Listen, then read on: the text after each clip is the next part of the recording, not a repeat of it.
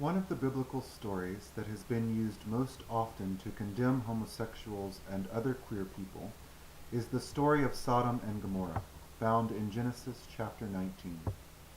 It is one of the most obvious examples of biblical misinterpretation surrounding the debate on homosexuality.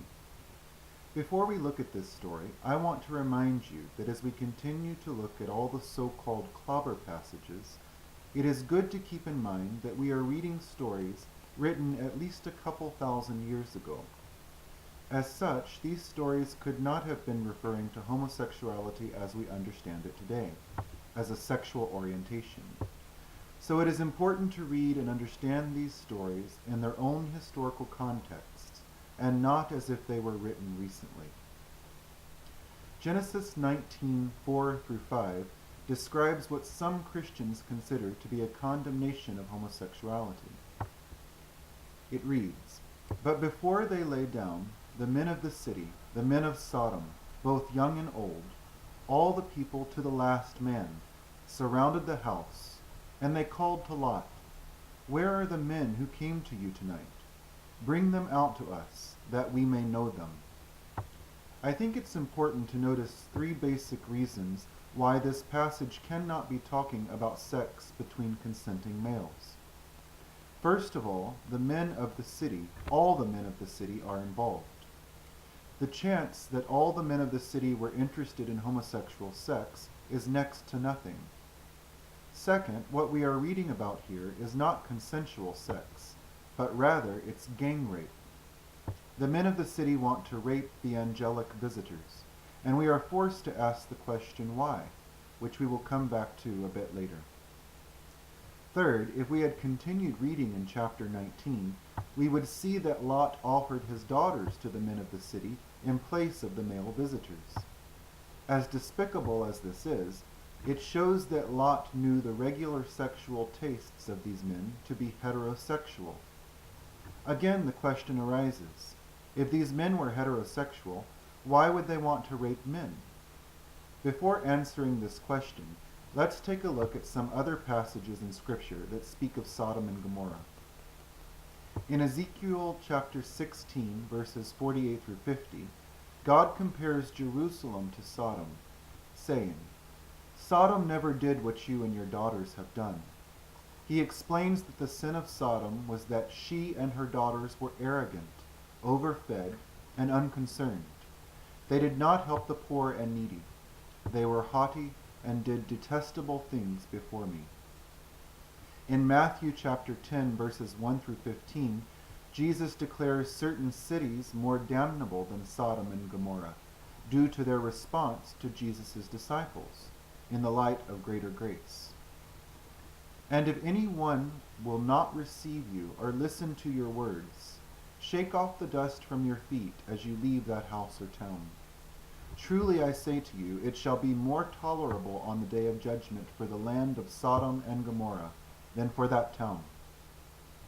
In these passages, we see the actual sin of Sodom and Gomorrah. It was not homosexuality. The story is not concerned with the sexual tastes of the men of the city. Rather, the story is about hospitality. In ancient Near Eastern cultures, and even today, being hospitable to strangers and visitors was extremely important. If a city wished not to accept strangers for some reason, one of the most effective ways to insult a stranger would be to sexually assault him or her. That is what we see happening in Genesis 19. The men of Sodom were attempting to threaten and demean the visitors to the city, and rape would have been the most effective way to do this. Do not let anyone tell you this story is about homosexuality. It is not. It is only about lack of concern for strangers and the needy. Another passage that mentions Sodom and Gomorrah is found in the New Testament book of Jude. Jude chapter 1, verse 7 records that both Sodom and Gomorrah were giving themselves over to fornication and going after strange flesh, and they are set forth for an example, suffering the vengeance of eternal fire. The phrase strange flesh has convinced some Christians that the story of Sodom is about homosexuality, but this interpretation misses the real meaning of strange flesh. The visitors in the Genesis Sodom story were angels. They were not humans. What the author of Jude is writing about is humans attempting to have sexual relations with angels, something we know is not acceptable from Genesis chapter 6, verse 4. The author of Jude is not writing about seeking after strange flesh as a comparison of men having sex with men. There is no sense of a condemnation of homosexuality here.